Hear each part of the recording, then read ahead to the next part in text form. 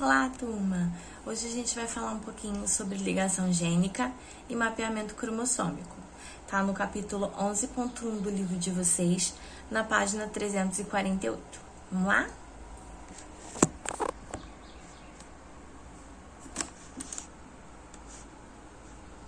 Então, gente, a partir do século XX surgiu a teoria cromossômica da herança. Os fatores, que o Mendel tanto falava, eles estavam localizados nos cromossomos e se separavam durante a formação dos gametas na meiose. Esses fatores, eles passaram a ser conhecidos como genes nesse momento, tá? Então, na ligação gênica, a gente tem genes que estão no mesmo cromossomo que tendem a ir juntos para outro gameta. Por isso, a gente diz que eles estão ligados ou apresentam uma ligação gênica. Então, o que é a ligação gênica? É quando os genes que estão juntos vão juntos formando gametas, tá? Aqui, ó, as mesmas cores desses gametas, desses genes, formamos aqui os gametas. Isso é a ligação gênica, tá?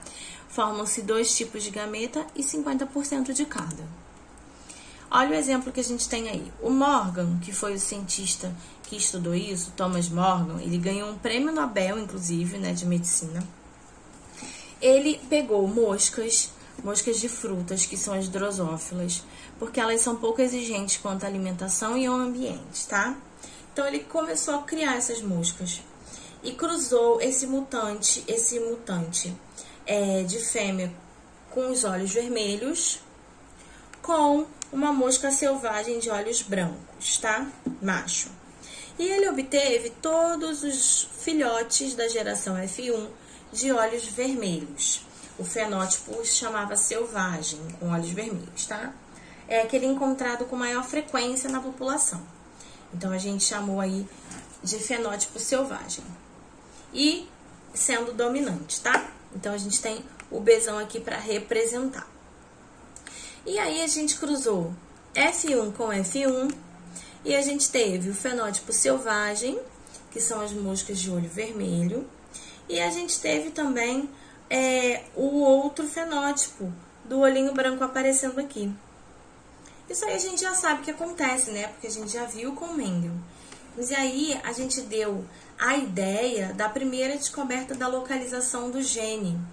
Então, eles perceberam nesse estudo que a quantidade de coloração nos olhos era definida nesse local dos cromossomos, tá? Então, a gente teve aí o gene confirmando essa hipótese. Os alelos localizados em um par de cromossomos homólogos, eles podem se separar independentemente dos alelos localizados no outro par. Porém, quando os alelos estão no mesmo cromossomo, eles tendem a permanecer unidos. Isso é uma característica da ligação gênica, ou também chamada de linkagem, tá? Os genes localizados no mesmo par de cromossomos homólogos constituem um grupo de ligação. Agora, olha outro exemplo aqui, ó, o retrocruzamento.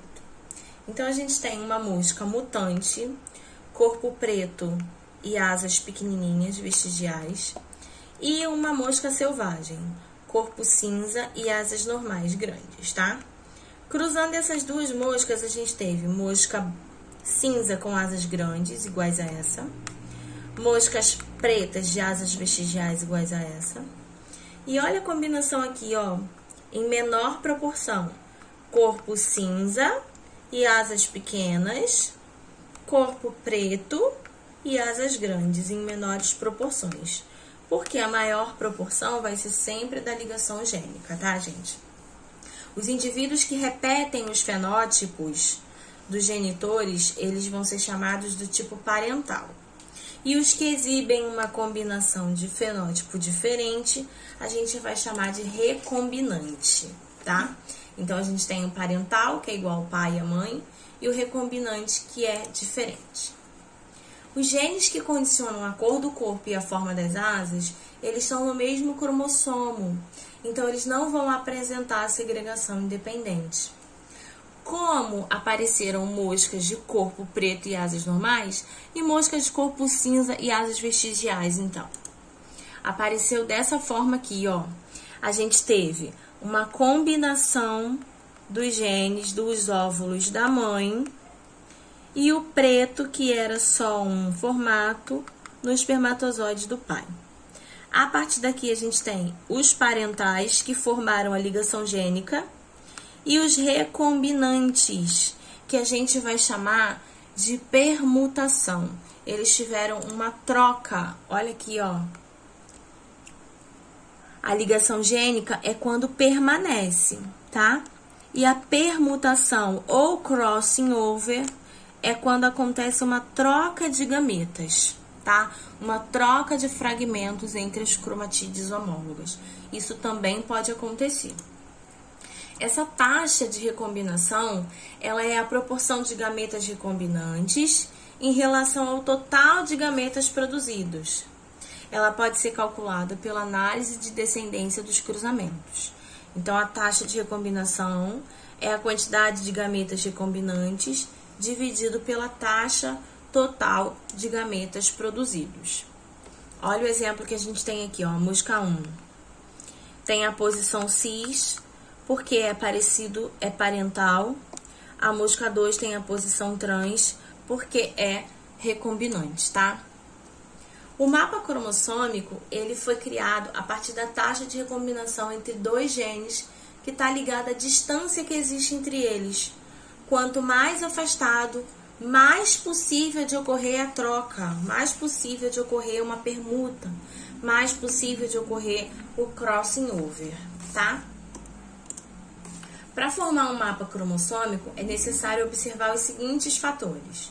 Os genes ficam ao longo do cromossomo. A possibilidade de ocorrer a troca, o crossing over, entre os genes afastados é maior. E a taxa de recombinação entre dois genes é proporcional à distância que existe entre eles.